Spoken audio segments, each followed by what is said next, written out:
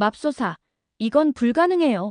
2025년 2월 13일 새벽, 저는 영덕 앞바다에서 믿을 수 없는 광경을 목격했습니다. 길이 1.6m, 무게 314kg의 참따랑어가 그물에서 몸부림치고 있었던 겁니다. 차가운 새벽 공기 속에서 제 입에서 나온 한숨은 하얀 김으로 피어올랐고, 손전등 불빛이 비추는 참치의 은빛 비늘은 마치 다이아몬드처럼 반짝였습니다. 스페인에서 20년간 해양생물을 연구해온 저 소피아 로드리게스조차 이런 크기의 참치는 처음이었습니다. 지중해에서, 대서양에서, 그 어디에서도 이렇게 완벽한 개체는 본 적이 없었죠. 잠시 소중한 시간 내주시어 좋아요, 클릭 부탁드려요. 영상 제작에 큰 힘이 된답니다. 참치는 아직도 살아서 움직이고 있었습니다. 강철 같은 근육이 수축과 이완을 반복하며 마지막 힘을 짜내고 있었죠. 제가 떨리는 손으로 측정 테이프를 대자 주변 어민들이 숨을 죽이고 지켜봤습니다. 꼬리 지느러미 끝에서 주둥이까지 정확히 1.6m, 무게를 재기 위해 특수 저울을 사용해야 했습니다. 일반 저울로는 감당할 수 없는 무게였으니까요. 314.2kg. 제가 숫자를 읽는 순간 한 젊은 어부가 휘파람을 불었습니다. 하지만 그 소리에는 기쁨보다는 씁쓸함이 더 많이 섞여 있었습니다. 그런데 더 충격적인 건 이 거대한 생명체를 어민들이 바다로 다시 던져버렸다는 사실이었죠. 미쳤어요. 왜 이런 귀한 걸 버리는 거죠? 제가 다급하게 외쳤지만 김 선장님의 얼굴은 울상이었습니다. 그의 손은 오랜 세월 바다와 씨름하며 굳어진 노동자의 손이었지만 지금은 무기력하게 축 늘어져 있었습니다. 그날 저는 깨달았습니다. 한국 바다에서 지금 벌어지고 있는 일이 단순한 어업 문제가 아니라는 것을요. 이것은 국제정치, 환경보호, 경제적 생존이 복잡하게 얽힌 거대한 딜레마였습니다. 그리고 5개월 후, 더 믿기 힘든 일이 벌어졌습니다. 100kg이 넘는 참따랑어 1,300마리가 한꺼번에 잡혔고 이들 모두가 폐기 처분되었던 것입니다. 저는 스페인 빌바오 대학에서 해양생물학 박사학위를 받은 후 유럽 각지의 연구소를 전전하며 참치 회유 패턴을 연구해왔습니다. 붉은 머리칼과 죽은 깨 가득한 얼굴, 그리고 바닷바람에 그을린 구릿빛 피부는 제가 얼마나 오랜 시간을 바다에서 보냈는지 말해주고 있었죠. 동료들은 종종 제게 농담을 했습니다. 소피아, 너는 연구실보다 배 위에서 더 많은 시간을 보내는 것 같아. 그 말이 맞았습니다. 저는 책상 앞에 앉아 데이터를 분석하는 것보다 직접 바다로 나가 생명체들을 관찰하는 것을 더 좋아했으니까요. 제 연구의 주제는 언제나 참치였습니다. 이 놀라운 생명체는 시속 70km로 헤엄치고 수천 킬로미터를 회유하며 체온을 조절할 수 있는 몇 안 되는 어종 중 하나였죠. 참치를 연구하는 것은 바다의 건강을 연구하는 것과 같았습니다. 참치가 번성하면 바다가 건강한 것이고 참치가 사라지면 바다 생태계 전체가 위험한 것이니까요. 2024년 가을, 저는 국제해양보존기구의 특별 프로젝트로 한국에 오게 되었습니다. 동해에서 일어나고 있는 이상 현상을 조사하는 것이 제 임무였죠. 최근 몇 년간 한국 근해에서 참치 포획량이 급증하고 있다는 보고가 계속 들어왔습니다. 기후변화로 인한 해수온도 상승이 참치의 회유 경로를 바꾸고 있다는 가설이 있었고 저는 그것을 확인하러 온 것이었습니다. 처음엔 단순한 해수온도 상승으로 인한 어종 변화 정도로 생각했습니다. 하지만 한국에 도착한 첫날부터 제 예상은 완전히 빗나갔습니다. 부산 자갈치 시장에서 처음 본 한국의 수산물 문화는 충격 그 자체였습니다. 새벽 5시, 하늘이 아직 어두운데도 시장은 이미 활기로 가득했습니다. 형광등 불빛 아래 수백 종의 해산물이 얼음 위에 진열되어 있었고 각기 다른 바다 내음이 뒤섞여 독특한 향기를 만들어냈죠. 어민들의 손놀림은 예술에 가까웠습니다. 그들은 칼 한 번으로 복잡한 내장을 깨끗하게 제거했고 순식간에 생선을 토막냈습니다. 수십 년간 같은 동작을 반복해온 근육의 기억이었죠. 그들이 다루는 생선 하나하나에는 정성과 존중이 담겨 있었습니다. 단순히 상품을 처리하는 것이 아니라 바다가 준 선물을 소중히 다루는 것처럼 보였습니다. 특히 참치를 다루는 모습은 마치 신성한 의식을 치르는 것 같았습니다. 커다란 참치를 해체할 때 주변 사람들이 모여들어 조용히 지켜봤습니다. 숙련된 기술자가 정확한 부위를 찾아 칼을 넣을 때마다 작은 탄성이 새어나왔죠. 아가씨, 처음 보는 얼굴인데 어디서 왔소? 굵은 목소리로 말을 건넨 사람은 40년 경력의 베테랑 어부 박춘식 선장이었습니다. 60대 중반으로 보이는 그는 깊게 파인 주름과 거친 손, 그리고 바다를 닮은 깊은 눈동자를 가지고 있었습니다. 그의 손등에는 수십 년간 그물을 다루며 생긴 흉터들이 세월의 훈장처럼 새겨져 있었죠. 제가 어설픈 한국어로 연구 목적을 설명하자 박 선장님의 표정이 복잡해졌습니다. 처음에는 의심하는 듯했지만 제가 참치에 대해 전문적인 질문을 하자 눈빛이 달라졌습니다. 요즘 바다가 이상해. 참치가 너무 많이 잡혀서 탈이야. 처음엔 그 말이 이해되지 않았습니다. 유럽에서는 참치가 귀해서 난리인데 너무 많이 잡혀서 문제라니요? 지중해에서는 참치 한 마리가 수천 유로에 거래되고 어획량 감소로 많은 어민들이 생계를 잃고 있었습니다. 그런데 한국에서는 정반대의 문제가 벌어지고 있다는 게 믿기지 않았죠. 무슨 말씀이세요? 참치가 많이 잡히는 게 문제라고요? 제 질문에 박 선장님은 깊은 한숨을 쉬었습니다. 법이 문제야. 우리가 잡을 수 있는 양이 정해져 있거든. 그런데 바다는 그걸 모르지. 자꾸만 그물에 들어와. 그제야 저는 상황을 이해하기 시작했습니다. 하지만 곧 제가 목격하게 될 현실은 상상을 뛰어넘는 것이었습니다. 한국은 국제 참치 쿼터제를 철저히 준수하는 모범 국가였습니다. 중서부태평양 수산위원회 WCPFC가 정한 규정에 따라 2025년 기준으로 연간 1219톤만 포획할 수 있었죠. 이는 한국의 실제 어업 능력에 비하면 터무니없이 적은 양이었지만 한국 정부는 국제 협약을 성실히 지키고 있었습니다.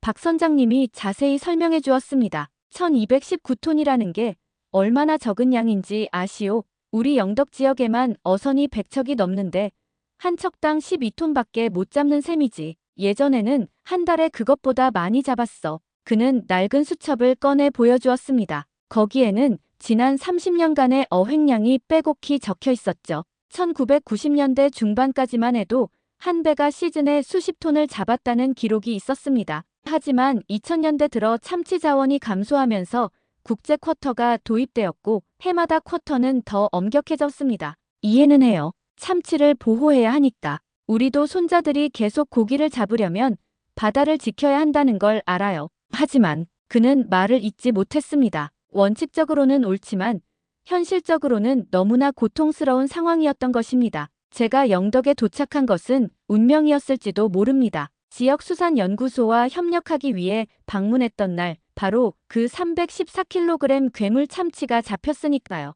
2월 13일, 그날은 유난히 추웠습니다. 영하 5도의 날씨에 강풍까지 불어 바다는 거칠게 요동치고 있었죠. 보통 이런 날씨에는 조업을 하지 않지만 김혜준 선장의 배는 전날 설치한 그물을 걷어 올리기 위해 나가야 했습니다. 새벽 2시에 항구를 출발한 배는 1시간 반을 달려 조업 지점에 도착했습니다. 저는 연구 목적으로 그 배에 동승하고 있었죠. 방수복을 입고 갑판에 나섰지만 매서운 바람은 옷 속까지 파고들었습니다. 제 붉은 머리는 난폭하게 휘날렸고 입술은 금방 파래졌습니다. 그물이 무겁다. 한 선원이 외쳤습니다. 윈치가 돌아가며 그물을 끌어올리는데 평소보다 훨씬 느렸습니다. 뭔가 큰 것이 걸렸다는 신호였죠. 조심해, 천천히. 김 선장이 지시했습니다. 선원들이 일제히 그물로 다가갔고 저도 카메라를 들고 가까이 갔습니다. 그물이 수면 위로 올라오는 순간 저는 숨이 멎는 것 같았습니다. 거대한 유선형의 몸체가 물 밖으로 나타났고 은빛 비늘이 손전등빛을 받아 눈부시게 반짝였습니다. 참치였습니다. 하지만 제가 지금까지 본 어떤 참치보다도 컸습니다. 새벽의 차가운 바닷바람이 제 빨간 머리카락을 흩날리는 가운데 저는 떨리는 손으로 그 거대한 생명체를 측정했습니다. 흥분과 추위로 손가락이 제대로 움직이지 않았지만 저는 최대한 정확하게 데이터를 기록하려 애썼습니다. 참치는 아직 살아있었습니다. 강철처럼 단단한 근육이 수축하며 마지막 힘을 쏟아내고 있었죠. 측정 테이프를 댈 때마다 꼬리가 격렬하게 움직여 선원들이 몸을 눌러야 했습니다. 그 힘이 얼마나 강한지 2명의 건장한 선원이 온 힘을 다해도 겨우 제압할 수 있을 정도였습니다. 길이 1.6m, 둘레 1.2m. 제가 숫자를 불러주자 연구소 직원이 노트에 받아 적었습니다. 그리고 무게를 재기 위해 특수 저울을 사용했습니다.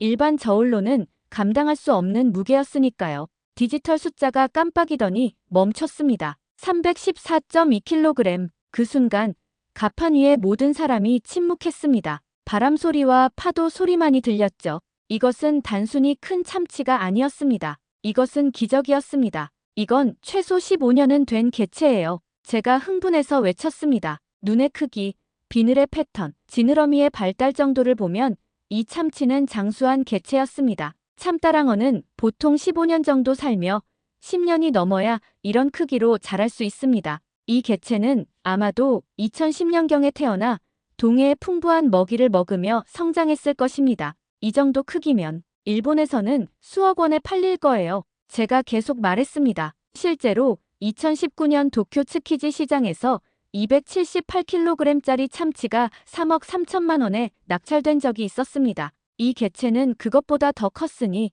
가격은 상상을 초월할 것이었죠. 하지만 주변 어민들의 표정은 어두웠습니다. 기쁨은커녕 절망만이 얼굴에 가득했죠. 김혜준 선장님이 한숨을 쉬며 설명해 주셨습니다. 우리 영덕 지역 쿼터는 이미 다 찼어. 1월에 목표량을 채웠거든. 이걸 육지로 가져가면 불법이야. 벌금이 어마어마하지. 얼마나요? 최소 5천만 원. 어업 정지까지 당할 수 있어. 게다가 밀수 혐의까지 붙으면. 그는 말을 잇지 못했습니다. 그 순간 저는 믿을 수 없는 광경을 목격했습니다. 어민들이 힘을 합쳐 그 거대한 참치를 다시 바다로 돌려보내는 것이었습니다. 수억 원의 가치가 있는 최고급 참치를 말이죠. 미친 짓 아닌가요? 잠깐만요. 이건 영구적으로도 너무 귀한 샘플인데요. 제가 다급하게 외쳤습니다. 적어도 비늘 샘플이라도 DNA 샘플이라도 채취하고 싶었습니다. 하지만 선원들은 이미 참치를 배 밖으로 밀고 있었습니다. 미안해요, 선생님. 하지만 법은 법이니까. 김 선장님의 목소리는 떨리고 있었습니다. 그의 눈가가 붉어진 것을 저는 보았습니다. 참치가 바다로 떨어지는 순간 큰 물보라가 일었습니다. 몇 초 동안 참치는 수면 근처에서 헤엄치며 방향을 찾는 듯 했습니다. 그리고는 깊은 바닷속으로 사라졌죠. 그 은빛 꼬리가 물속으로 사라지는 모습을 보며 저는 형언할 수 없는 감정에 휩싸였습니다. 안도감과 동시에 상실감, 생명이 살았다는 기쁨과 동시에 기회를 잃었다는 아쉬움, 그리고 무엇보다 이런 선택을 해야 하는 어민들에 대한 깊은 연민. 법은 법이니까 우리가 할 수 있는 게 없어. 김 선장님이 다시 한번 중얼거렸습니다. 하지만 그의 어깨는 축 처져 있었고 다른 선원들도 마찬가지였습니다. 그날 저녁 저는 영덕의 작은 횟집에서 어민들과 소주를 마시며 그들의 이야기를 들었습니다. 대풍이라는 간판이 달린 그 횟집은 40년 동안 어민들의 사랑방 역할을 해왔다고 했습니다. 낡은 나무 테이블과 오래된 어구들로 장식된 벽, 그리고 벽에 걸린 흑백 사진들이 세월의 무게를 말해주고 있었죠. 형광등 불빛 아래 빨갛게 상기된 그들의 얼굴에는 바다에 대한 사랑과 현실에 대한 좌절이 동시에 묻어났습니다. 소주잔이 오가며 그들은 하나둘씩 자신들의 이야기를 꺼내기 시작했습니다. 작년에도 200kg짜리를 놓아줬어. 울면서 놓아줬지. 한 선원이 말했습니다. 우리 아버지 때만 해도 큰 참치 잡으면 동네 잔치였어. 온 마을이 함께 기뻐했지. 지금은 잡으면 재수 없는 날이 됐어. 또 다른 어부가 덧붙였습니다. 저는 그들의 이야기를 들으며 깨달았습니다. 이것은 단순한 경제적 손실의 문제가 아니라는 것을요. 이것은 자존심의 문제였고 정체성의 문제였습니다. 어부로서 좋은 어획을 자랑스러워하지 못하고 오히려 숨겨야 하는 현실. 그것이 그들을 얼마나 괴롭히는지 저는 그날 밤 처음으로 이해했습니다. 5개월 후인 7월, 저는 더 큰 충격을 받게 되었습니다. 포항 죽도시장 근처 정치망 어장에서 일어난 일이었죠. 7월 15일 오전 6시, 저는 부산 연구소에서 데이터를 분석하고 있었습니다. 그때 핸드폰이 요란하게 울렸습니다. 포항 수산업협동조합의 정태수 조합장이었습니다. 선생님, 큰일 났어요. 지금 당장 포항으로 와주세요. 전화기 너머로 들리는 그의 목소리는 다급했고 배경에서는 여러 사람들의 소란스러운 소리가 들렸습니다. 무슨 일이신데요? 참치가 너무 많이 잡혔어요. 이건 재앙이에요. 저는 즉시 차에 올라 포항으로 향했습니다. 보통 2시간 거리지만 저는 1시간 반 만에 도착했습니다. 과속딱지를 끊을 각오까지 했죠. 죽도시장에 도착했을 때 저는 제 눈을 의심했습니다.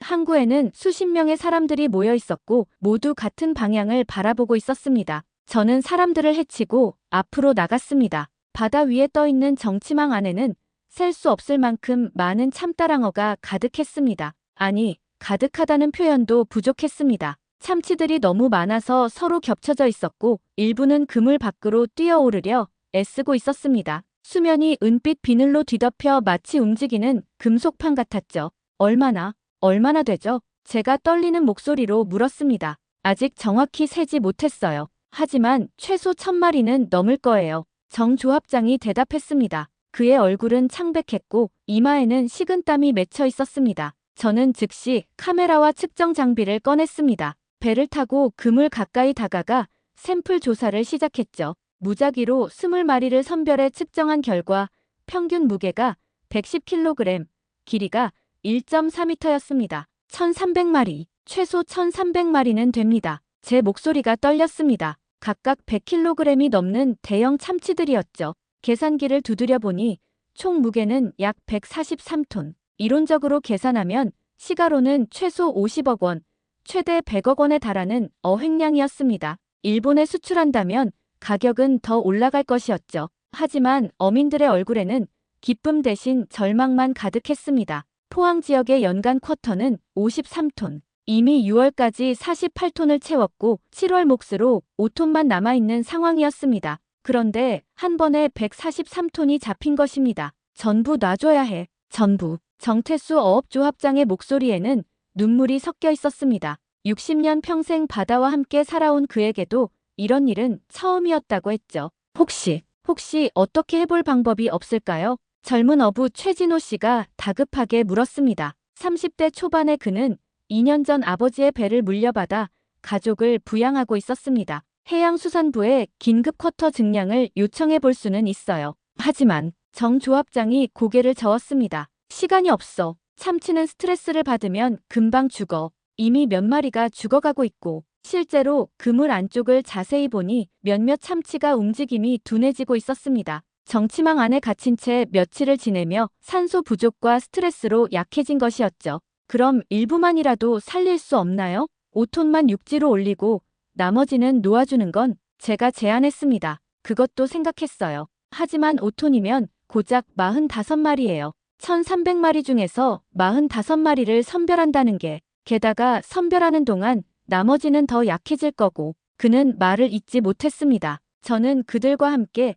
하루 종일 참치를 바다로 돌려보내는 작업을 도왔습니다. 뜨거운 여름 햇살 아래서 수백 킬로그램짜리 참치를 들어올리고 내리기를 반복하다 보니 제 하얀 피부는 새빨갛게 익어갔습니다. 선크림을 아무리 발라도 소용없었죠. 등과 어깨에는 물집이 잡혔고 손바닥에는 그물 자국이 깊게 패였습니다. 하지만 육체적 고통보다 더 아픈 건 정신적 고통이었습니다. 특히 어민들의 마음은 오죽했을까요? 작업은 생각보다 복잡했습니다. 참치를 하나씩 조심스럽게 그물에서 꺼내야 했고 최대한 상처를 입히지 않으려 노력했습니다. 너무 거칠게 다루면 참치가 스트레스로 죽을 수 있었고 그렇게 죽은 참치는 바다 생태계를 오염시킬 수 있었으니까요. 오후 2시쯤 저는 한 참치를 물에 놓아주며 잠시 숨을 돌리고 있었습니다. 그 참치는 처음에는 멍하니 있더니 곧 힘차게 꼬리를 저으며 깊은 바다로 사라졌습니다. 살아있다는 것, 자유를 되찾았다는 것에 대한 본능적인 기쁨이 느껴지는 순간이었죠.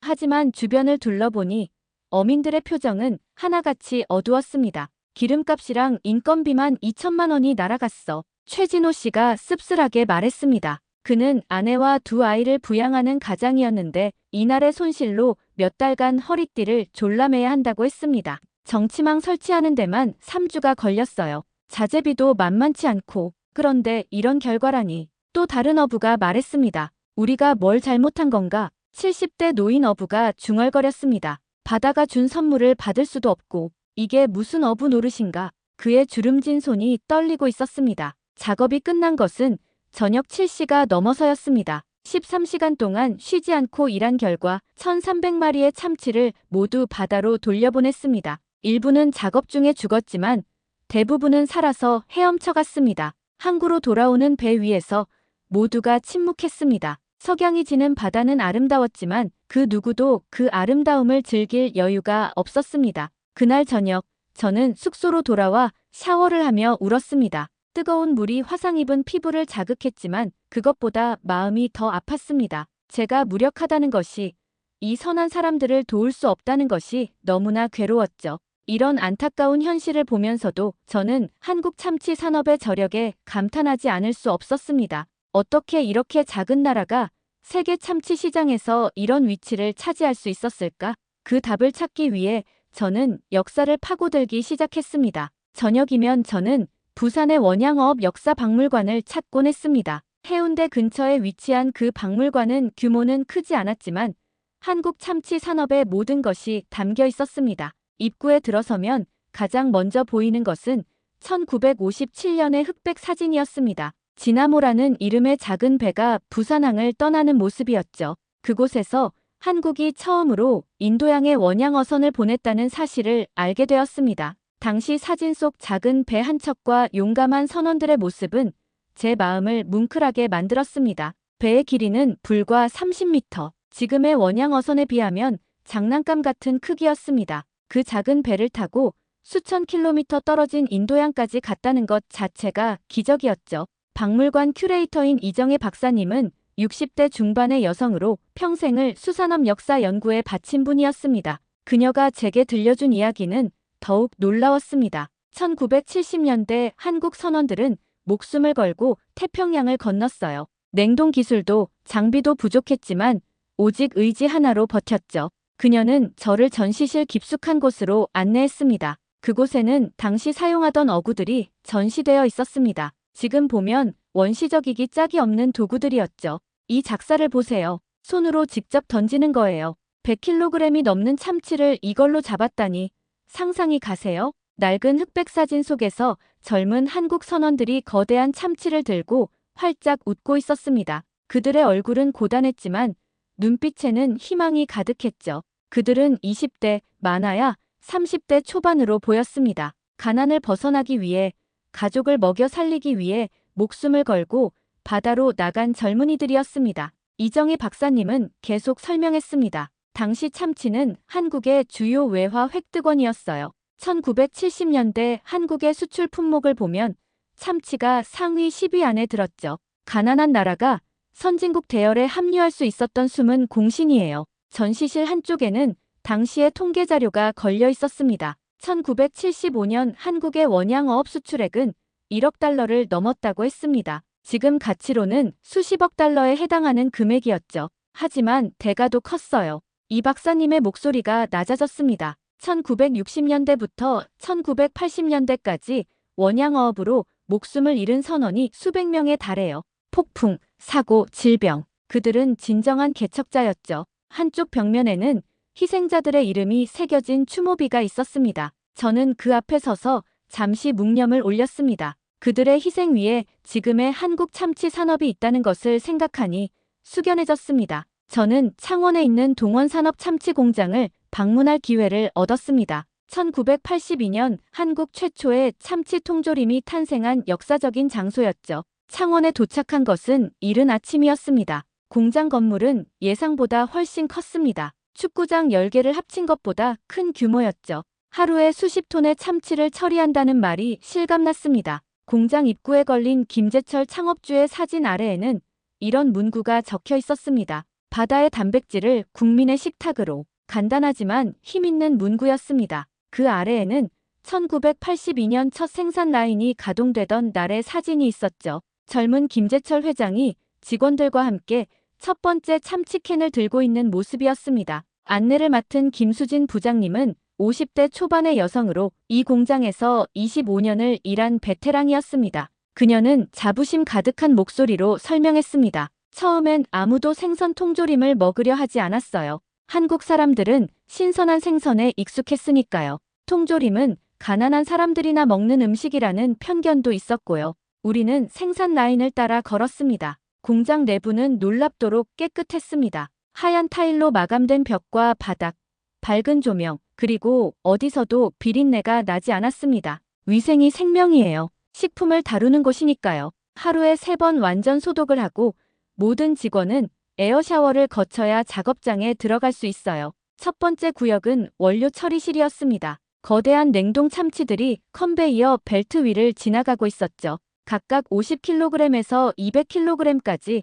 크기가 다양했습니다. 이 참치들은 세계 각지에서 와요. 태평양, 인도양, 대서양. 우리는 매일 전 세계 바다를 모니터링하며 최상급 참치만 선별해요. 다음 구역에서는 숙련공들이 참치를 손질하고 있었습니다. 그들의 손놀림은 마치 발레리나의 춤사위 같았죠. 칼이 정확한 각도로 들어가고 순식간에 뼈와 살이 분리되었습니다. 한 사람이 하루에 처리하는 참치가 몇 톤이에요. 40년 경력자들은 눈 감고도 할 수 있죠. 작업장에서 만난 박정숙 반장님은 올해로 42년 차였습니다. 그녀는 자신의 손을 보여주며 웃었습니다. 수십 년간 참치를 다뤄온 그녀의 손은 거칠었지만 그 안에는 장인의 긍지가 서려 있었습니다. 처음엔 손이 많이 베었어요. 참치 뼈가 얼마나 날카로운지. 하지만 이제는 손이 알아서 움직여요. 그녀의 손이 춤추듯 움직이며 참치를 해체했습니다. 1분도 안 돼요.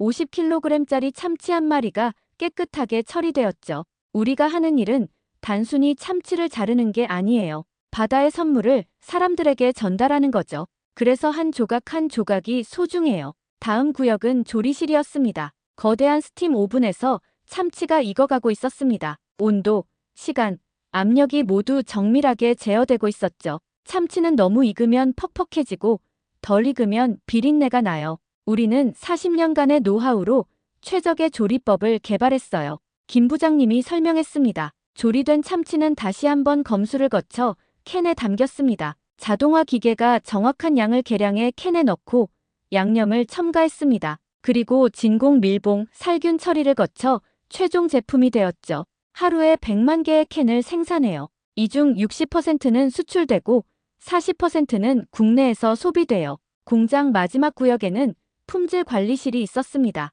그곳에서는 무작위로 선별된 캔들을 열어 맛, 향, 질감, 색깔 등을 검사하고 있었죠. 불량률은 0.01% 미만이에요. 하지만 우리는 여기서 만족하지 않아요. 완벽을 추구하죠. 품질 관리 책임자가 말했습니다. 저는 공장 투어를 마치고 김수진 부장님과 차를 마시며 이야기를 나눴습니다. 동원이 성공한 비결이 뭐라고 생각하세요? 제 질문에 그녀는 잠시 생각하다 대답했습니다. 품질에 대한 고집이요. 김재철 회장님은 항상 말씀하셨어요. 최고 아니면 만들지 말라고. 그 정신이 지금까지 이어지고 있어요. 그리고 혁신이요. 우리는 끊임없이 새로운 제품을 개발해요. 실제로 동원은 단순한 참치캔에서 시작해 고추참치, 야채참치, 카레참치 등 수십 가지 제품을 개발했습니다. 각 제품은 한국인의 입맛을 연구한 결과였죠. 하지만 가장 중요한 건 직원들이에요. 김 부장님이 덧붙였습니다.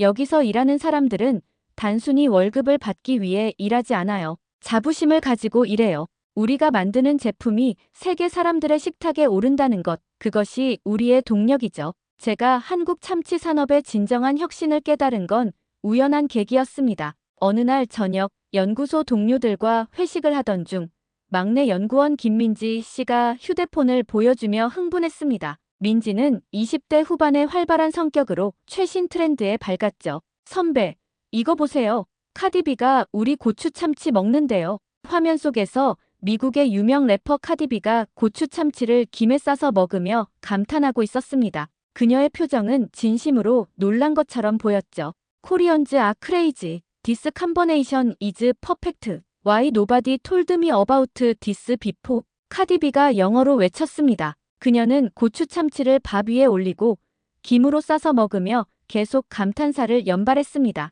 This is so addictive. I can't stop eating. 그녀의 인스타그램 라이브는 순식간에 400만 뷰를 넘겼고 댓글창은 폭발했습니다. 전 세계 팬들이 고추 참치를 어디서 살 수 있냐고 물어댔죠. 이거 진짜 대박이에요. 아마존에서 고추 참치가 품절됐대요. 민지가 흥분해서 말했습니다. 저는 호기심이 생겨 직접 고추 참치를 먹어보기로 했습니다. 다음 날 민지가 준비해준 도시락을 연구실에서 먹었죠. 따뜻한 흰 쌀밥 위에 매콤한 고추 참치를 올리고 김과 참기름을 더했습니다. 민지가 알려준 대로 모든 재료를 섞어 한 숟가락 떠먹었습니다. 첫 한 입을 먹는 순간 저는 왜 이것이 세계인을 매료시키는지 알 수 있었습니다. 달콤하면서도 매콤한 양념이 입안에 퍼지고 부드러운 참치살이 밥과 완벽하게 조화를 이루었습니다. 고소한 참기름과 바삭한 김의 향이 더해지니 이것은 단순한 통조림 요리가 아니라 완성된 한 끼 식사였습니다. 이건 단순한 통조림이 아니에요. 제가 감탄하자 민지 씨가 자랑스럽게 말했습니다. 맞아요. 이게 바로 K푸드의 힘이죠. 우리는 보존식품을 즉석 요리로 바꿔놨어요. 서양에서는 참치캔을 샌드위치에 넣거나 샐러드에 뿌리지만 우리는 밥과 함께 먹잖아요. 이 차이가 혁명을 만든 거예요. 실제로 고추 참치는 한국 식문화의 정수를 담고 있었습니다. 매운맛을 좋아하는 한국인의 입맛, 밥 반찬의 개념, 그리고 간편함. 이 모든 것이 하나의 캔 안에 들어있었죠. 고추 참치가 처음 나왔을 때 대박을 칠 줄 아무도 몰랐대요. 민지가 계속 설명했습니다. 1990년대 초에 개발됐는데 처음엔 매워서 외국인들이 안 먹을 거라고 생각했대요. 하지만 한국 사람들이 엄청 좋아했고 나중에 외국인들도 맛을 들이기 시작한 거죠. 저는 고추 참치의 성공 비결을 더 깊이 연구하기로 했습니다. 그것은 단순한 히트 상품이 아니라 문화적 현상이었으니까요. 저는 이 현상을 더 깊이 연구하기 위해 서울의 식품연구소를 방문했습니다. 강남에 위치한 그 연구소는 한국 식품 산업의 두뇌 역할을 하는 곳이었죠. 그곳에서 만난 최현준 박사님은 40대 초반의 식품공학자로 참치 통조림의 과학을 연구하는 전문가였습니다. 그의 연구실은 각종 분석 장비로 가득했고 한쪽 벽면에는 세계 각국의 참치 제품이 진열되어 있었습니다. 한국 참치캔은 단순히 참치를 담은 게 아닙니다. 한국인의 입맛을 연구하고 쌀밥과의 조화를 고민한 결과죠. 최 박사님이 설명하며 컴퓨터 화면을 켰습니다. 거기에는 복잡한 화학 분석 데이터가 표시되어 있었습니다. 보세요. 이게 일반 참치캔의 성분 분석이고 이게 고추 참치의 성분 분석이에요. 단백질, 지방, 탄수화물의 비율이 완전히 다르죠. 그는 계속 설명했습니다. 고추 참치는 단순히 참치에 고추장을 섞은 게 아니에요. 참치의 감칠맛을 살리면서도 고추장의 매운맛과 단맛이 조화를 이루도록 정밀하게 설계된 거예요. 이 비율을 찾는 데만 2년이 걸렸어요. 연구실에는 수십 가지 참치 제품이 진열되어 있었습니다. 야채 참치, 카레 참치, 짜장 참치, 심지어 김치 참치까지. 각각은 한국의 식문화를 반영한 독특한 창작품이었습니다. 이것 좀 보세요. 최 박사님이 김치 참치 캔을 들어보였습니다. 김치 참치는 외국인들에게 가장 도전적인 제품이에요. 김치의 발효향이 강하니까요. 하지만 일단 맛을 들이면 중독성이 있어요. 발효식품 특유의 깊은 맛 때문이죠. 그는 실제로 캔을 따서 시식을 권했습니다. 저는 조심스럽게 한 입 먹어봤습니다. 처음에는 강한 김치 향에 놀랐지만 곧 참치와 김치가 놀랍도록 잘 어울린다는 것을 발견했습니다. 서양에서 참치는 샌드위치나 샐러드용이지만 우리에게는 밥 반찬이에요. 이 차이가 혁신을 만들어냈죠. 최 박사님의 말이 맞았습니다. 저는 문득 스페인의 참치 통조림을 떠올렸습니다.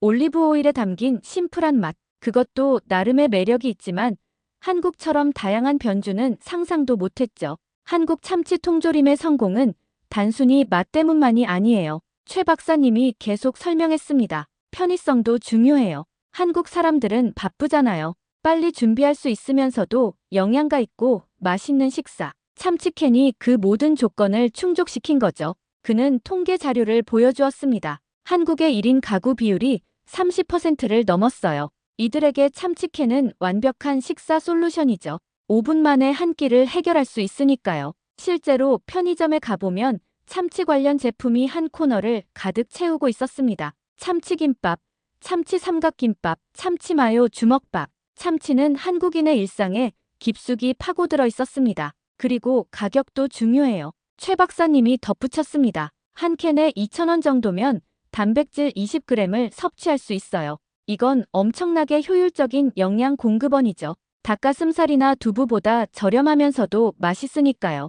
우리는 연구실 안쪽의 시식실로 이동했습니다. 그곳에는 다양한 참치 요리가 준비되어 있었죠. 제가 개발한 레시피들이에요. 참치는 무궁무진한 가능성을 가진 재료예요. 테이블 위에는 참치 파스타, 참치 볶음밥, 참치전, 참치 샐러드 등이 놓여 있었습니다. 하나씩 맛을 보니 각각이 레스토랑급의 맛이었습니다. 특히 이 참치 크림 파스타는 제가 자신 있는 레시피예요.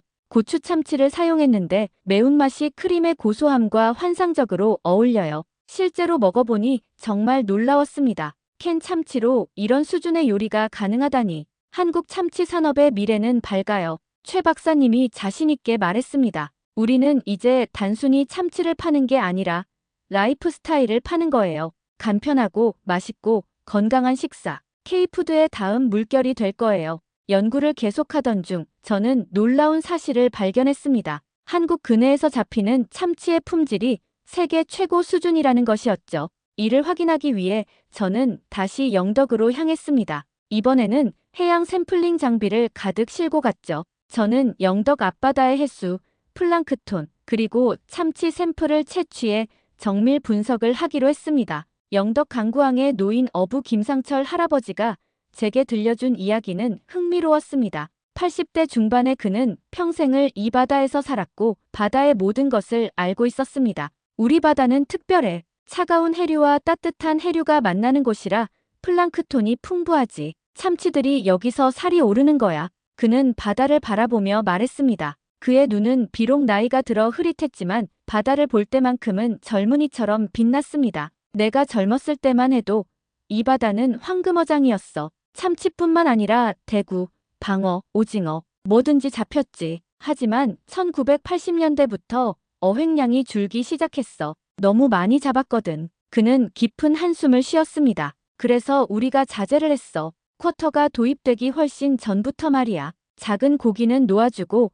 산란기에는 조업을 자제하고 그렇게 바다를 지켰지. 김할아버지의 말은 과학적으로도 증명되었습니다. 실제로 제가 채취한 해수 샘플을 분석해보니 영양분 농도가 다른 지역보다 3배 이상 높았습니다. 북쪽에서 내려오는 차가운 북한 한류와 남쪽에서 올라오는 따뜻한 쿠로시오 해류가 만나는 이 해역은 참치에게 최적의 먹이터였던 것입니다. 두 해류가 만나는 지점에서는 영양분이 풍부한 심층수가 표층으로 올라오고 이것이 플랑크톤의 대번식을 유발했습니다. 그리고 플랑크톤을 먹는 작은 물고기들이 모여들고 그 물고기들을 먹기 위해 참치가 온 것이었죠. 저는 현미경으로 플랑크톤 샘플을 관찰하며 감탄했습니다. 다양한 종류의 식물성 플랑크톤과 동물성 플랑크톤이 공존하고 있었습니다. 이것은 건강한 해양 생태계의 증거였죠. 참치 샘플도 채취해 볼까요? 저는 김할아버지에게 부탁했습니다. 그는 흔쾌히 동의했고 우리는 함께 배를 타고 나갔습니다. 그날 잡은 70kg짜리 참치에서 근육 샘플을 채취했습니다. 연구소로 가져와 분석한 결과는 놀라웠습니다. 이 참치의 지방 함량은 이상적인 수준이었고 오메가-3 지방산의 비율도 완벽했습니다. 중금속 오염도 거의 없었죠. 영덕 바다가 깨끗하기 때문이에요. 지역수산연구소의 이민수 박사가 설명했습니다. 이 지역은 공업시설이 거의 없고 해류의 흐름이 좋아서 자정 능력이 뛰어나요. 그래서 어류의 품질이 최상급인 거죠. 하지만 기후변화로 인한 해수온도 상승은 양날의 검이었습니다. 더 많은 참치가 한국 연안으로 몰려들었지만 쿼터제 때문에 대부분을 포기해야 했으니까요. 평균 수온이 10년 전보다 1.5도 올랐어요. 이 박사가 그래프를 보여주며 말했습니다. 이 정도 차이가 참치의 회유 경로를 완전히 바꿔놓았어요. 예전에는 일본 쪽으로 주로 갔는데 이제는 한국 쪽으로 더 많이 와요. 그럼 쿼터도 조정해야 하는 거 아닌가요? 제가 물었습니다. 당연히 그래야죠. 하지만 국제협상은 복잡해요. 각국의 이해관계가 얽혀있고 과학적 데이터만으로 결정되지 않아요. 그의 말에는 좌절감이 묻어났습니다. 7월의 대량 폐기 사태 이후 저는 이 문제를 국제사회에 알리기로 결심했습니다. 하지만 그 전에 한국 정부의 입장을 들어볼 필요가 있었죠. 서울 세종시에 있는 해양수산부를 방문했을 때 담당 과장인 정민호 씨는 난처한 표정으로 저를 맞았습니다. 40대 초반의 그는 성실해 보였지만 이 문제로 스트레스를 많이 받는 것 같았습니다. 우리도 안타깝습니다. 하지만 국제협약을 어길 수는 없어요. 한국은 책임감 있는 국가니까요. 그의 사무실 벽에는 지속가능한 어업, 미래를 위한 약속이라는 문구가 걸려 있었습니다. 그 옆에는 세계 여러 나라와 맺은 어업 협정서들이 액자에 담겨 있었죠. 어민들의 고충은 잘 알고 있어요. 저도 포항 현장에 다녀왔거든요. 정 과장은 깊은 한숨을 쉬었습니다. 하지만 만약 우리가 쿼터를 어기면 어떻게 될까요? 국제사회의 신뢰를 잃고 더 강한 제재를 받을 거예요. 그럼 어민들은 더 큰 피해를 볼 수밖에 없어요. 그의 말에는 일리가 있었습니다. 다른 나라들은 어떻게 하나요? 제가 물었습니다. 솔직히 말하면 몰래 쿼터를 초과하는 나라들도 있어요. 하지만 우리는 그럴 수 없습니다. 한국은 이미 여러 국제 협약의 모범 사례로 알려져 있어요. 그 명성을 지키는 것이 장기적으로는 더 이익이에요. 정 과장은 컴퓨터를 켜서 자료를 보여주었습니다. 보세요. 이게 최근 10년간 한국의 쿼터 준수율이에요. 99.8%예요. 세계 최고 수준이죠. 이 신뢰를 바탕으로 우리는 국제협상에서 목소리를 낼 수 있어요. 그럼 쿼터 증량은 불가능한가요?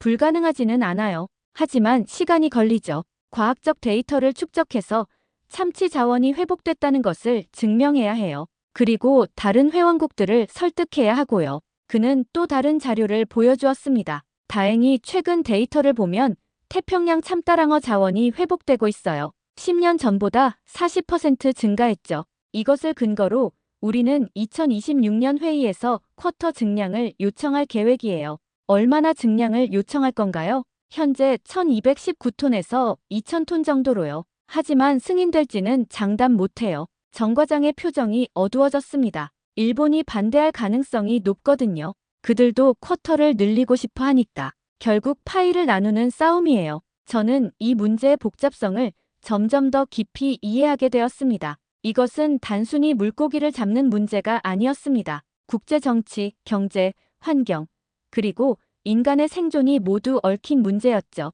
그래도 희망은 있어요. 정 과장이 말했습니다. 우리 어민들이 쿼터를 철저히 지키는 모습을 보고 다른 나라들도 감동받았어요.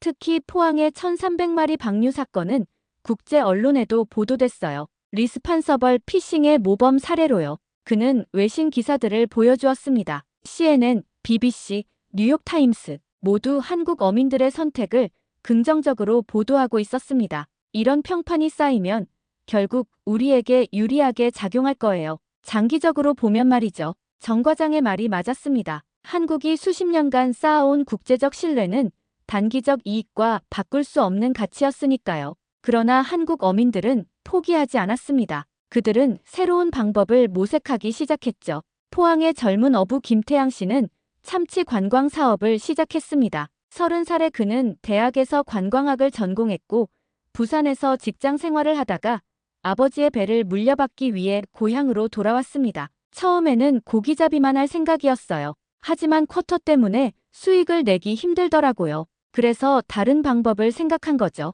그의 배 희망호는 20톤급 중형 어선으로 15명의 관광객을 태울 수 있도록 개조했습니다. 안전시설을 보강하고 화장실과 휴게 공간을 만들었죠. 참치 조업 체험 프로그램이에요. 관광객들이 직접 참치 낚시를 하고 잡은 참치를 즉석에서 회로 먹는 거죠. 한 사람당 15만 원인데 주말에는 예약이 꽉 차요. 그의 배에 올라탔을 때 저는 10여 명의 관광객들이 흥분한 표정으로 바다를 바라보는 것을 봤습니다. 대부분 서울이나 대구에서 온 도시 사람들이었는데 난생 처음 참치를 직접 보는 순간의 감동은 말로 표현할 수 없을 정도였죠. 배가 조업 지점에 도착하자 김태양 씨가 설명을 시작했습니다. 참따랑어는 시속 70km로 헤엄칠 수 있어요. 지구상에서 가장 빠른 물고기 중 하나죠. 그래서 잡기가 정말 어려워요. 그는 낚싯대를 준비하며 시범을 보였습니다. 특수 제작된 강한 낚싯줄과 큰 바늘, 그리고 미끼용 생선. 준비됐죠? 그럼 시작해볼까요? 30분쯤 지났을 때 한 관광객의 낚싯대가 크게 휘었습니다. 걸렸다. 걸렸어요. 40대 남성이 소리쳤습니다. 그는 온 힘을 다해 리를 감았지만 참치의 힘은 엄청났습니다. 낚싯줄이 팽팽하게 당겨지며 끊어질 것 같았죠. 천천히, 너무 급하게 당기지 마세요. 김태양 씨가 지시했습니다. 다른 관광객들도 모두 흥분해서 지켜봤습니다. 20분간의 사투 끝에 마침내 참치가 수면 위로 올라왔습니다. 50kg 정도 되는 중형 참치였죠. 와, 진짜 크다. 관광객들이 환호했습니다. 참치가 배 위로 올라오자 모두 사진을 찍기에 바빴습니다. 특히 어린 아이들의 눈은 호기심으로 반짝였습니다. 김태양 씨가 능숙하게 참치를 손질하는 모습을 보며 사람들은 연신 감탄했습니다. 칼 한 번으로 정확하게 내장을 제거하고 깨끗하게 회를 뜨는 솜씨는 예술이었죠. 자, 이제 막 잡은 참치회예요. 이것보다 신선할 수는 없죠. 갓 잡은 참치로 만든 회를 먹으며 한 관광객이 말했습니다. 이렇게 신선한 참치는 처음이에요. 입안에서 녹아요. 이게 진짜 맛이구나. 다른 관광객도 거들었습니다. 서울에서 먹는 참치회하고는 완전히 달라요. 비린내가 전혀 없고 고소하고 달달해요. 김태양 씨는 만족스러운 표정으로 설명했습니다. 갓 잡은 참치는 특별해요. 아직 체온이 남아있고 근육이 살아있어요. 이런 신선도는 시장에서는 절대 경험할 수 없죠. 체험이 끝나고 돌아오는 배 위에서 한 관광객이 김태양 씨에게 물었습니다. 이렇게 하면 수익이 나나요? 솔직히 말하면 전통적인 어업보다는 수익이 적어요. 하지만 안정적이에요. 날씨만 좋으면 매주 운영할 수 있거든요. 그리고 무엇보다 사람들이 행복해하는 모습을 보면 보람이 있어요. 그의 얼굴에는 진심 어린 미소가 있었습니다. 도시 사람들 중 많은 이들이 생선이 어떻게 잡히는지, 어떻게 손질되는지 몰라요. 이 체험을 통해 바다와 어업에 대해 이해하게 되죠. 그것만으로도 의미 있어요. 실제로 김태양 씨의 사업은 성공적이었습니다. 입소문이 퍼지면서 예약이 몰렸고 다른 어민들도 비슷한 사업을 시작했죠. 영덕에는 참치 체험 마을이라는 관광 상품이 생겼고 지역 경제에 도움이 되기 시작했습니다. 한편 동원 산업은 또 다른 혁신을 준비하고 있었습니다. 창원 공장의 연구소장 박진영 박사를 다시 만났을 때 그녀는 흥미로운 프로젝트를 보여주었습니다. 50대 초반의 박 박사는 식품공학 분야에서 30년 경력의 전문가였습니다. 우리는 이제 단순한 통조림 회사가 아닙니다. 식문화를 창조하는 기업이 되려고 해요. 그녀의 연구실은 마치 미래형 주방 같았습니다. 최신 조리 장비, 분석기기, 그리고 수백 가지 식재료가 정리되어 있었죠. 그녀가 보여준 신제품은 한 끼 참치라는 레토르트 제품이었습니다. 참치덮밥, 참치카레, 참치파스타, 참치리조토. 완전한 한 끼 식사를 제공하는 제품이었죠. 코로나 이후 혼밥 문화가 확산되면서 간편하면서도 영양가 있는 식사를 원하는 사람들이 늘었어요.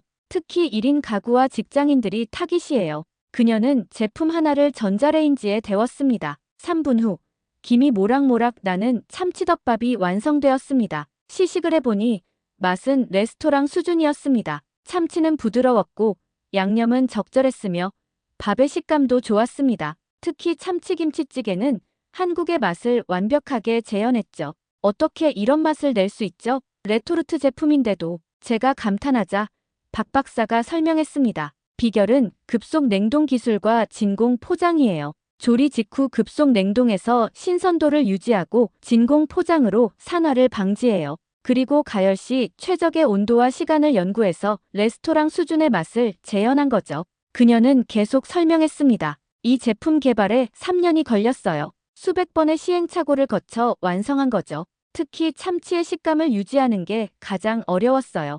연구실 한쪽에는 실패한 샘플들이 쌓여 있었습니다. 수백 개는 좋게 되어 보였죠. 이 모든 게 실패작이에요. 하지만 각 실패에서 배운 게 있어요. 결국 그것들이 모여서 성공으로 이어진 거죠. 이미 동남아시아에서 큰 인기를 끌고 있어요. 박 박사가 자랑스럽게 말했습니다. 베트남, 태국, 필리핀, 한류 열풍과 함께 K푸드의 위상이 올라가고 있어요. 특히 젊은 층에서 인기가 많아요. 그녀는 매출 그래프를 보여주었습니다. 동남아 매출이 전년 대비 300% 증가했다고 했습니다. 내년에는 유럽과 미국 시장 진출을 계획하고 있어요. 이미 바이어들과 협상 중이에요. 박 박사의 눈빛은 자신감으로 빛났습니다. 한국 참치는 이제 세계 시장에서 프리미엄 브랜드로 자리 잡고 있어요. 단순히 저렴한 단백질원이 아니라 품질과 혁신의 상징이 된 거죠. 2025년 10월, 저는 런던에서 열린 국제수산물 박람회에 참가했습니다. 이 박람회는 세계 수산업계의 가장 큰 행사로 50개국에서 3,000여 개 업체가 참가했습니다. 한국관은 박람회장 중앙에 위치했고 다른 국가관보다 훨씬 화려하게 꾸며져 있었습니다. 대형 스크린에서는 한국 바다의 아름다운 풍경이 재생되고 있었고 시식 코너에서는 다양한 참치 제품을 맛볼 수 있었습니다. 이게 한국 참치예요? 정말 놀라워요. 프랑스에서 온 미슐랭 이스타 셰프 장 피에르가 고추 참치를 시식하고는 감탄했습니다. 60대 초반의 그는 40년 경력의 베테랑 셰프로 까다롭기로 유명했죠. 믿을 수 없어요. 통조림이 이렇게 고급스러울 수 있다니. 프랑스 참치 통조림보다 훨씬 흥미로워요. 그는 여러 제품을 시식하며 계속 감탄했습니다. 특히 이 매운 양념이 환상적이에요. 참치의 감칠맛을 더 살려주네요. 우리 레스토랑 메뉴에 넣고 싶어요. 정말로요. 일본 바이어 다나카 씨는 대량 구매 계약을 제안했습니다. 그는 일본 최대 슈퍼마켓 체인의 구매 담당자였습니다. 한국 참치는 품질이 균일하고 맛이 일정해요. 이건 비입에서 정말 중요한 요소죠. 우리 고객들이 특히 야채 참치를 좋아합니다. 건강하면서도 맛있으니까요. 그는 즉석에서 5천만 엔 약 5억 원 규모의 계약서에 서명했습니다. 미국의 유통업체 관계자 마이클은 더 직접적이었습니다. 30대 후반의 그는 뉴욕에 본사를 둔 대형 유통업체의 아시아 담당 이사였습니다. 카디비 효과로 우리 매장의 한국 참치 매출이 500% 증가했어요. 지금 공급이 수요를 못 따라가고 있어요. 공급을 늘려주세요. 그는 다급한 표정으로 말했습니다. 특히 LA와 뉴욕의 한인타운에서는 품절 사태예요. 그런데 재밌는 건 이제 비한국인 고객들이 더 많이 사간다는 거예요. 젊은 세대가 특히 열광해요. 마이클은 자신의 휴대폰을 보여주었습니다. 거기에는 고추 참치를 활용한 각종 레시피 영상이 수백만 뷰를 기록하고 있었습니다. 틱톡, 인스타그램, 유튜브 모든 플랫폼에서 한국 참치가 트렌드예요.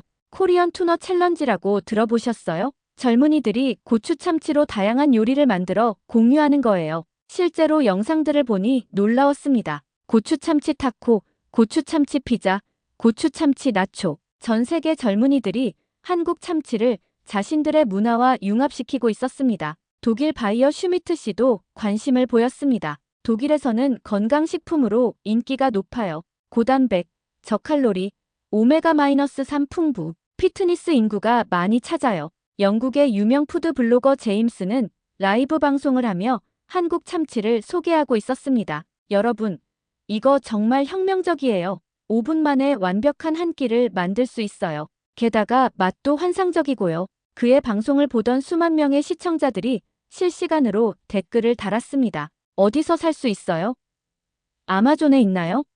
한국에 가면 꼭 사와야겠어요. 이런 반응을 보며 저는 한국이 단순히 참치를 파는 것이 아니라 문화를 수출하고 있다는 것을 깨달았습니다. 박람회 이틀째, 저는 한국 참치 산업의 역사를 주제로 세미나를 개최했습니다. 200석 규모의 세미나실은 만석이었고 복도에까지 사람들이 서 있었습니다. 한국 참치 산업의 성공 비결은 3가지입니다. 저는 프레젠테이션을 시작했습니다. 첫째, 품질에 대한 타협 없는 고집. 둘째, 끊임없는 혁신과 현지화. 셋째, 지속 가능성에 대한 책임감입니다. 저는 영덕의 314kg 참치 이야기와 포항의 1300마리 방류 사건을 설명했습니다. 청중들은 숨을 죽이고 들었고 끝에는 긴 박수가 터져 나왔습니다. 한국 어민들은 당장의 이익을 포기하고 미래를 선택했습니다. 이것이 진정한 지속 가능성입니다. 세미나가 끝난 후 많은 사람들이 질문하러 왔습니다. 노르웨이의 수산업협회장이 물었습니다. 우리도 쿼터 문제가 있는데 어떻게 어민들을 설득할 수 있을까요? 강요가 아니라 교육입니다. 제가 대답했습니다. 한국 어민들이 쿼터를 지키는 건 법 때문만이 아니에요. 그들은 바다가 유한한 자원이라는 것을, 그리고 절제가 장기적으로 더 큰 이익을 가져온다는 것을 알고 있어요. 칠레의 젊은 어업인이 물었습니다. 한국처럼 참치 제품을 다양화하려면 어떻게 해야 하나요? 소비자를 이해하세요. 제가 조언했습니다. 한국이 성공한 이유는 자국민의 입맛을 깊이 연구했기 때문이에요. 서구의 제품을 그대로 모방하지 않았죠. 여러분도 자국의 식문화와 참치를 융합시켜보세요. 바다의 메시지. 영덕으로 돌아온 저는 다시 김혜준 선장님을 찾았습니다. 11월의 영덕 바다는 차가웠지만 석양이 지는 바닷가의 풍경은 황홀했습니다. 김 선장님은 방파제에 앉아 먼 바다를 바라보고 있었습니다. 그의 옆에는 손자로 보이는 6살쯤 된 남자아이가 앉아 있었죠. 선생님, 오셨구만. 그가 반갑게 맞아주었습니다. 제 손자 민준이에요. 바다를 너무 좋아해서 자주 데려와요. 꼬마 민준이는 호기심 가득한 눈으로 바다를 바라보고 있었습니다. 할아버지, 오늘은 큰 고기 안 잡았어요?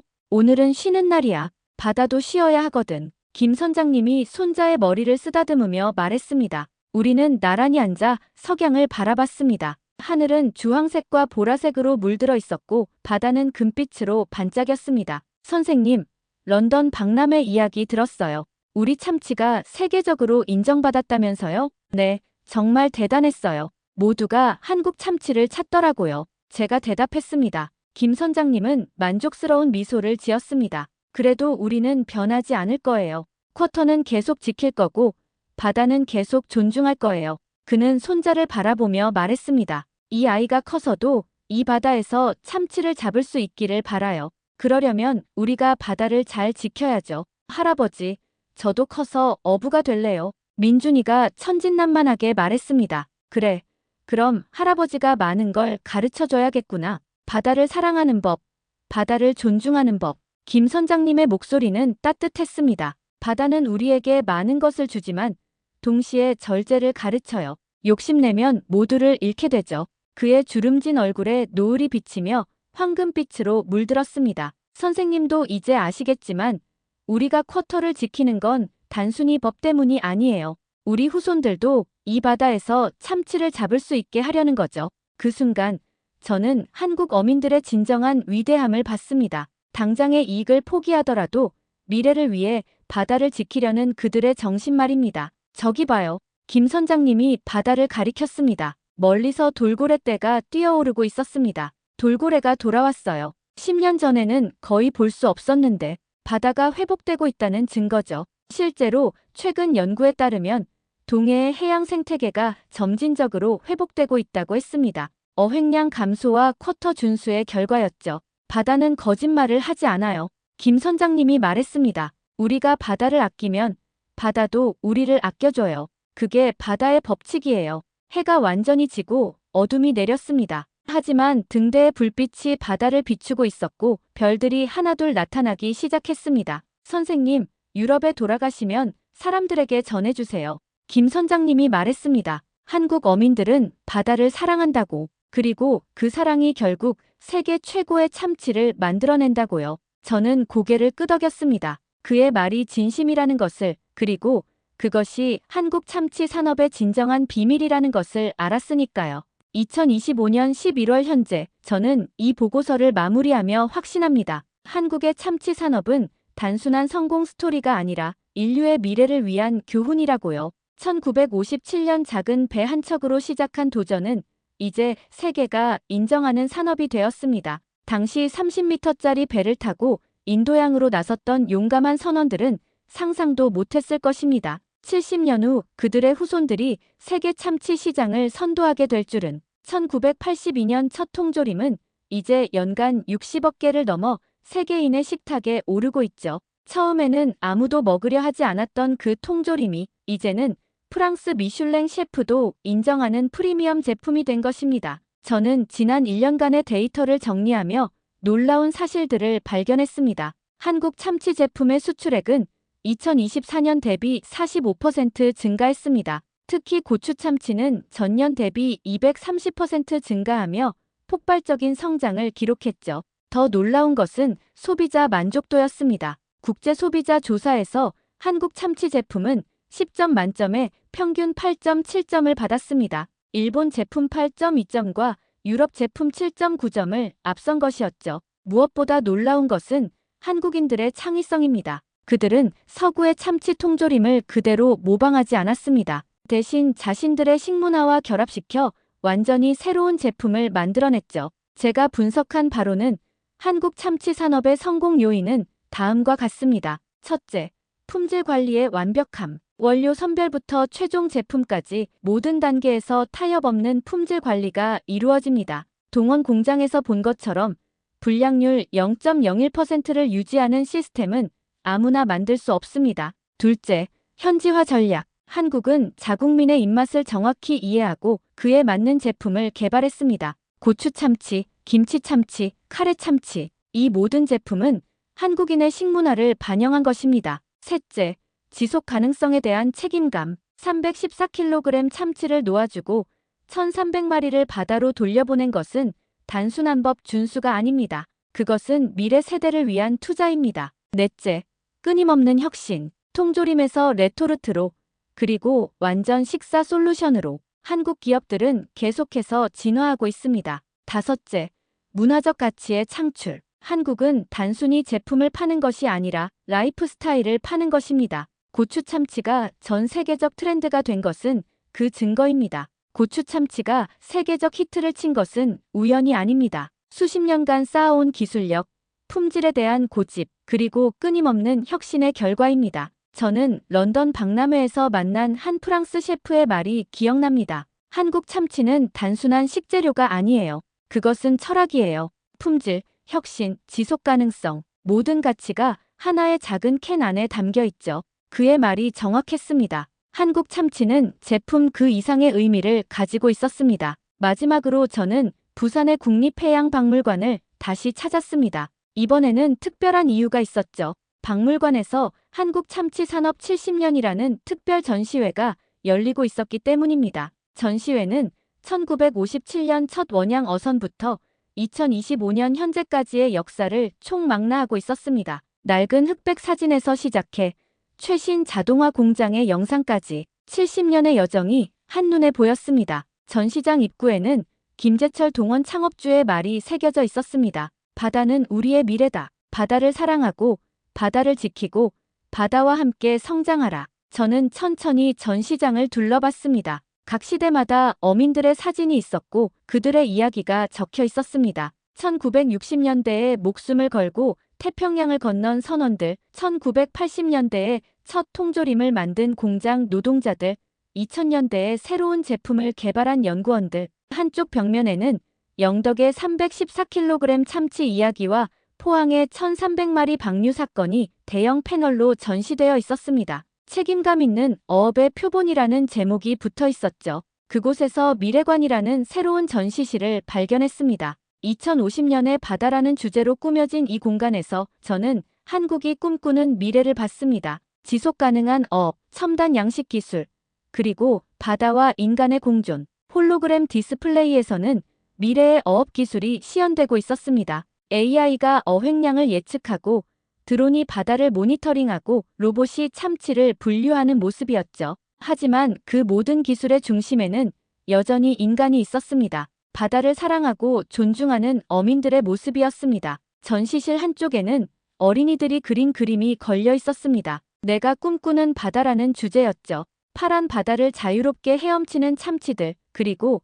그들과 함께 웃고 있는 사람들의 모습이었습니다. 한 아이의 그림은 특히 인상적이었습니다. 거대한 참치 옆에 작은 어부가 서 있고 말풍선에는 이렇게 적혀 있었습니다. 고마워, 참치야. 너희 덕분에 우리가 살아. 우리도 너희를 지킬게. 그 그림 아래에는 8살 민준이의 이름이 적혀 있었습니다. 김혜준 선장의 손자였죠. 그 아래에는 민준이가 쓴 짧은 글이 있었습니다. 우리 아빠는 어부예요. 할아버지도 어부였어요. 아빠가 지킨 바다를 저도 지킬 거예요. 그래서 제 아이들도 참치를 잡을 수 있게요. 그 순간 제 눈에 눈물이 맺혔습니다. 314kg의 거대한 참치를 바다로 돌려보내며 울상을 짓던 어민들의 얼굴이 떠올랐기 때문입니다. 그들은 알고 있었습니다. 진정한 풍요는 당장 잡는 것이 아니라 지속할 수 있는 것이라는 것을요. 전시장을 나오는 길에 저는 방명록에 글을 남겼습니다. 한국 어민 여러분, 여러분은 세계에 희망을 보여주셨습니다. 경제적 이익보다 환경을 선택하는 것이 얼마나 어려운지 압니다. 하지만 여러분의 선택이 결국 더 큰 성공을 가져왔습니다. 이것이 진정한 지속 가능성의 모델입니다. 감사합니다. 사연이 좋았다면 구독과 좋아요 부탁드립니다. 행복한 하루 되세요.